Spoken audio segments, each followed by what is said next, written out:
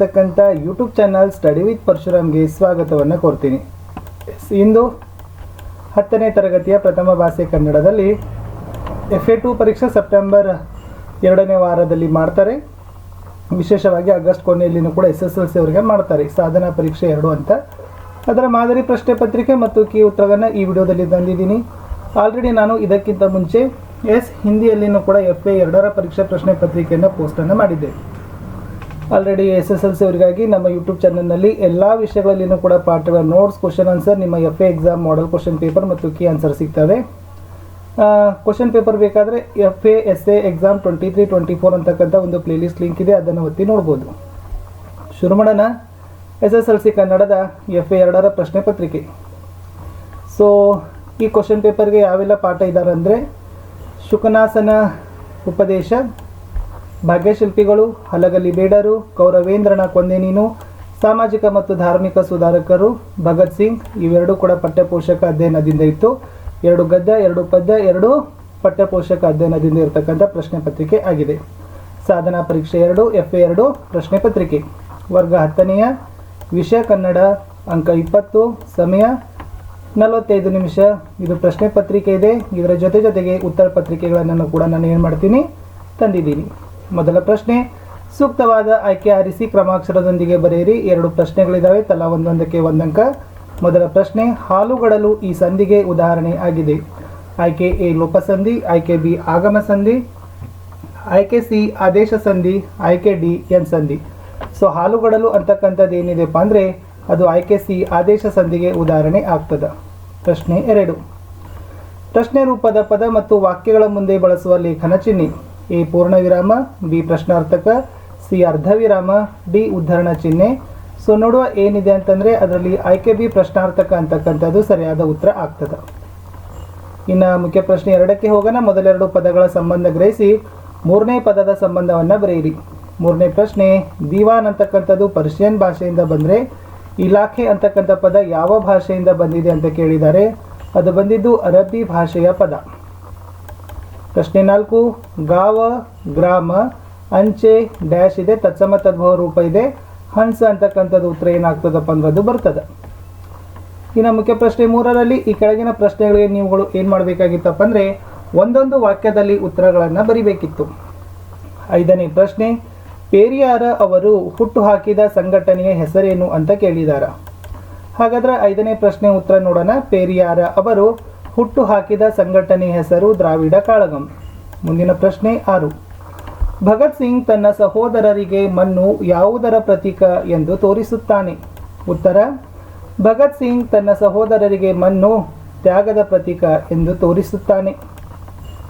ಮುಖ್ಯ ಪ್ರಶ್ನೆ 4, ಈ ಕೆಳಗಿನ ಪ್ರಶ್ನೆಗಳಿಗೆ 3-4 ವಾಕ್ಯಗಳಲ್ಲಿ ಉತ್ತರಗಳನ್ನು ಬರೀಬೇಕು. 2 ಪ್ರಶ್ನೆ ಇದ್ದಾವೆ, 2 ಅಂಕ ಬರ್ತದೆ ಒಂದೊಂದಕ್ಕೆ, ಒಟ್ಟಾರೆ 4 ಅಂಕ. 7ನೇ ಪ್ರಶ್ನೆ, ಗುರುಪದೇಶದ ಗುಣಗಳನ್ನು ಪಟ್ಟಿ ಮಾಡಿ ಉತ್ತರ ನೋಡುವ. ಗುರುಪದೇಶ ಎಂದರೆ ಜನರ ಒಳ ಹೊರಗಿನ ಕೊಳೆಗಳನ್ನು ತೊಳೆದು ಬಿಡುವ ನೀರಿಲ್ಲದ ಮೀಹ, ತಲೆ ಬೆಳ್ಳಗಾಗದೆ ಮೈ ಸುಕ್ಕಾಗದೆ ಬರುವ ಮುಪ್ಪು, ಬೊಜ್ಜು ಬೆಳೆಯದೆ ಬರುವ ತೂಕ, ಬಂಗಾರದಲ್ಲದ ಕಿವಿಯ ಆಭರಣ, ಪಂಜು ಇಲ್ಲದ ಬೆಳಕು, ಉದ್ವೇಗವಿಲ್ಲದ ಜಾಗರಣೆ. ಇವೆಲ್ಲ ಗುರುಪದೇಶದ ಗುಣಗಳು ಅಂತ ಉತ್ತರದಲ್ಲಿ ತಾವು ಬರೆದ್ರೆ 2 ಅಂಕಗಳನ್ನು ಏನು ಮಾಡ್ತಾರಪ್ಪ ಅಂದರೆ ಕೊಡ್ತಾರೆ. 8ನೇ ಪ್ರಶ್ನೆ, ಹಲಗಲಿ ಬೇಡರು ದಂಗೆ ಏಳಲು ಕಾರಣವೇನು. ಸೊ ಉತ್ತರ ನೋಡುವ. ಕ್ರಿಸ್ತಶಕ 1857ರ ಪ್ರಥಮ ಸ್ವಾತಂತ್ರ್ಯ ಸಂಗ್ರಾಮದ ನಂತರ ಬ್ರಿಟಿಷ್ ಸರ್ಕಾರವು ಆಜ್ಞೆಯೊಂದನ್ನು ಹೊರಡಿಸಿ ಇನ್ನು ಮುಂದೆ ಬ್ರಿಟಿಷ್ ಅನುಮತಿ ಇಲ್ಲದೆ ಭಾರತೀಯರು ಶಸ್ತ್ರಾಸ್ತ್ರಗಳನ್ನು ಹೊಂದುವಂತಿಲ್ಲ, ಅಲ್ಲದೆ ತಮ್ಮಲ್ಲಿರುವ ಶಸ್ತ್ರಾಸ್ತ್ರಗಳನ್ನು ಸರ್ಕಾರಕ್ಕೆ ಒಪ್ಪಿಸಬೇಕು ಎಂಬ ಆಜ್ಞೆಯನ್ನು ಹೊರಡಿಸಿತು. ಆದರೆ ಹಲಗಲಿಯ 4 ಜನ ಯುವಕರು ಬೇಡ ಸಮುದಾಯದವರಾದ ತಾವು ಅವರಿಗೆ ಆಯುಧಗಳನ್ನು ಒಪ್ಪಿಸಕೂಡದು ಎಂದು ತೀರ್ಮಾನಿಸಿ ಬೇಡರೆಲ್ಲರಿಂದ ವಚನ ಪಡೆದು ಸರ್ಕಾರದ ವಿರುದ್ಧ ಸೆಟೆದು ನಿಂತದ್ದು ದಂಗೆಗೆ ಕಾರಣವಾಯಿತು. ಇನ್ನು ಸಂದರ್ಭ ಸಹಿತ ಸ್ವಾರಸ್ಯವನ್ನು ಬರೆಯಿರಿ ಅಂತ 5ನೆಯ ಮುಖ್ಯ ಪ್ರಶ್ನೆದಲ್ಲಿದ್ದಾವೆ. 2 ಇದ್ದಾವೆ, ಒಂದೊಂದಕ್ಕೆ 3 ಅಂಕ, ಒಟ್ಟಾರೆ 6 ಅಂಕ. 9ನೇ ಪ್ರಶ್ನೆ, ಸಾಮಾಜಿಕ ಕಾನೂನುಗಳು ಹರಿಕಾರ. ಉತ್ತರ ನೋಡುವ. ಈ ವಾಕ್ಯವನ್ನು ಪಠ್ಯಪುಸ್ತಕ ಸಮಿತಿ ರಚಿಸಿರುವ ಭಾಗ್ಯಶಿಲ್ಪಿಗಳು ಎಂಬ ಗದ್ಯ ಭಾಗದಿಂದ ಆರಿಸಲಾಗಿದೆ. ಈ ಮಾತನ್ನು ಲೇಖಕರು ಓದುಗರಿಗೆ ಹೇಳಿದ್ದಾರೆ. ನಾಲ್ವಡಿ ಕೃಷ್ಣರಾಜ ಒಡೆಯರು ಸಮಾಜದ ಒಳಿತಿಗಾಗಿ ಹಲವಾರು ಸೌಲಭ್ಯಗಳನ್ನು ಜಾರಿಗೆ ತಂದರು.